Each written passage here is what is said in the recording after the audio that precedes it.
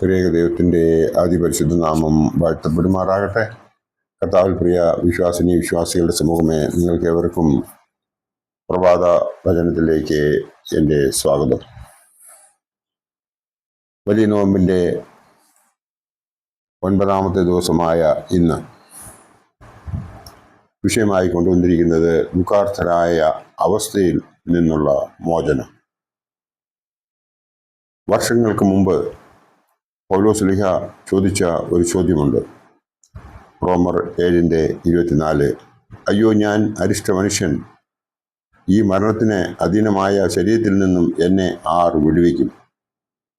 ഇന്ന് ദശലക്ഷക്കണക്കിന് ആളുകൾ ചോദിച്ചുകൊണ്ടിരിക്കുന്ന ഒരു ചോദ്യമാണിത്. അതിനുള്ള കാരണങ്ങൾ നമുക്ക് അറിയുകയും ചെയ്യാം. ആകുലതയാണ് എല്ലാവരുടെയും ഈ ദുഃഖത്തിന് കാരണമെന്ന് നമുക്ക് ഏവർക്കും അറിയാം. ദൈവത്തിൽ ഉള്ള വിശ്വാസമില്ലായ്മയാണ് ഇതിനൊക്കെയും കാരണമെന്ന് നമുക്ക് ഏവർക്കും അറിയാം. ഒരു നടന്ന സംഭവം പറയാം. ഷിക്കാഗോയിലെ 2 മനഃശാസ്ത്രജ്ഞന്മാരെ, അതായത് ഭാര്യയും ഭർത്താവും ആയിരുന്നു അവർ, ഞെട്ടിപ്പിച്ച ഒരു സംഭവം. Doctor Lena Sadler, doctor William S Sadler എന്ന പേരിലുള്ള ഇവർ ഒരു വിദ്യാസമ്പന്നനായ രോഗിയെ ശുശ്രൂഷിക്കുകയാണ്. രോഗിക്ക് അവർ പല പല മരുന്നുകൾ കൊടുത്തു നോക്കി. ഒന്നിനോടും പ്രതികരിക്കാതെ വന്നപ്പോൾ ആണ് മനഃശാസ്ത്രപരമായി ഈ രോഗിയെ ചികിത്സിക്കുവാൻ അവർ തീരുമാനിച്ചത്. അതും ഫലം കണ്ടില്ല. ഡോക്ടർ ലെന ആ രോഗിയോട് പറഞ്ഞു, നിങ്ങൾ പ്രാർത്ഥിക്കണം. പ്രാർത്ഥിക്കാൻ അറിയാത്ത, ഒരിക്കലും അതിനായി തയ്യാറാകാത്ത, പ്രാർത്ഥിച്ചിട്ടില്ലാത്ത ആ വ്യക്തി തൻ്റെ കാര്യങ്ങൾ വെളിപ്പെടുത്തി. ഡോക്ടർ അവനോട് പറഞ്ഞു, നീ ആകുന്നുവെങ്കിൽ ഞാൻ നിന്നെ പ്രാർത്ഥിക്കാൻ പഠിപ്പിക്കാം, നീ സൗഖ്യമാകും നിശ്ചയം എന്ന്. അവൻ തയ്യാറായി. ഡോക്ടർ അവന് പറഞ്ഞു കൊടുത്തതായ വചനങ്ങൾ നമുക്ക് നോക്കാം. വിശുദ്ധ യോഹന്നാൻ ശ്ലീഹായുടെ രക്ഷാസുവിശേഷം 14-ാം അധ്യായം 27-ാം വാക്യം. സമാധാനം ഞാൻ നിങ്ങൾക്ക് തന്നേച്ചു പോകുന്നു, എൻ്റെ സമാധാനം ഞാൻ നിങ്ങൾക്ക് തരുന്നു. ലോകം തരുന്നത് പോലെ അല്ല ഞാൻ നിങ്ങൾക്ക് തരുന്നത്. നിങ്ങളുടെ ഹൃദയം കലങ്ങരുത്, ശ്രമിക്കുകയും അരുത് എന്ന് ഇവിടെ പറഞ്ഞിരിക്കുന്നു. അടുത്ത വേദഭാഗം അവർക്ക് പറഞ്ഞു കൊടുത്തത് റോമർ 7:25. നമ്മുടെ കർത്താവായ യേശുക്രിസ്തു മുഖാന്തരം ഞാൻ ദൈവത്തിന് സ്തോത്രം ചെയ്യുന്നു. ഇങ്ങനെ ഞാൻ തന്നെ ബുദ്ധി കൊണ്ട് ദൈവത്തിന്റെ പ്രമാണത്തെയും ജഡം കൊണ്ട് പാപത്തിന്റെ പ്രമാണത്തെയും സേവിക്കുന്നു എന്ന് ഇവിടെ എടുത്ത് പറഞ്ഞിരിക്കുന്നു. അടുത്ത വേദഭാഗം പറഞ്ഞു കൊടുത്തത് ജഡത്താലുള്ള ബലഹീനത നിമിത്തം ന്യായപ്രമാണത്തിന് കഴിയാത്തതിനെ സാധിപ്പാൻ ദൈവം തന്റെ പുത്രനെ പാപജഡത്തിന്റെ സാദൃശ്യത്തിലും പാപം നിമിത്തവും അയച്ചു, പാപത്തിന് ജഡത്തിൽ ശിക്ഷ വിധിച്ചു എന്ന് പറഞ്ഞു കൊടുത്തു. അടുത്ത ഭാഗം പറഞ്ഞു കൊടുത്തത് റോമർ 8:10.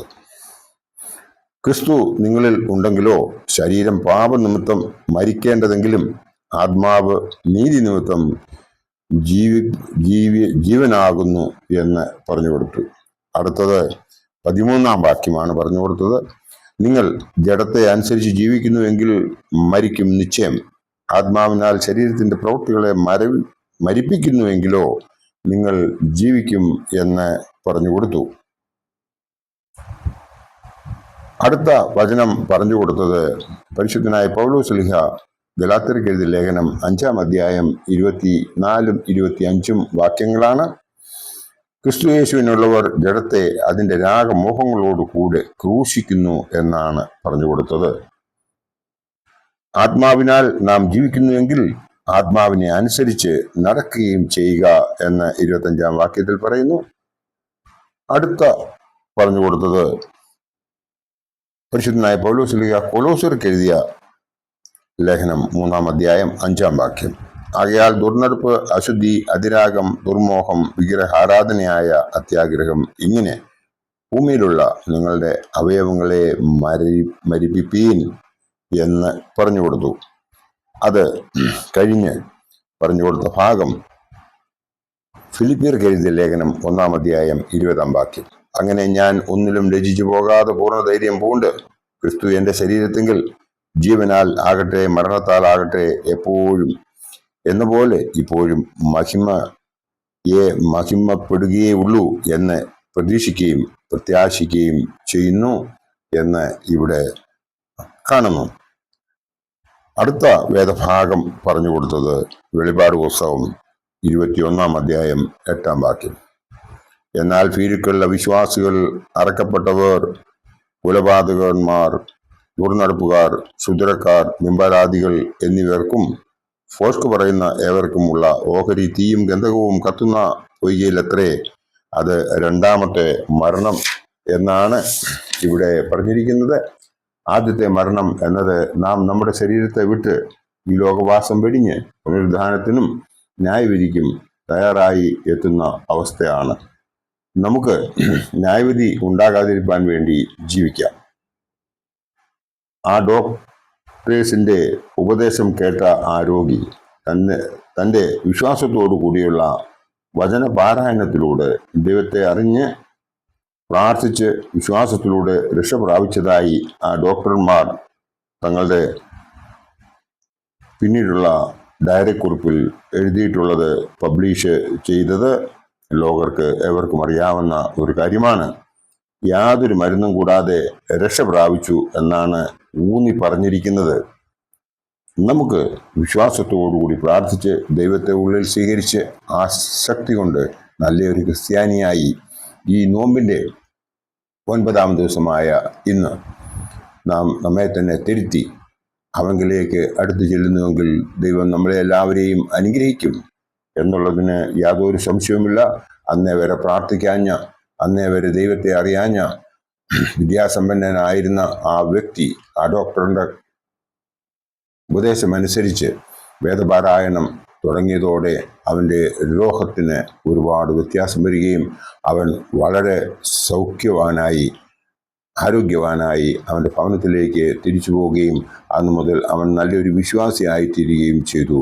അതിനൊക്കെയും കാരണം എന്ന് പറയുന്നത് ആ സർവശക്തനായ ദൈവമാണ്.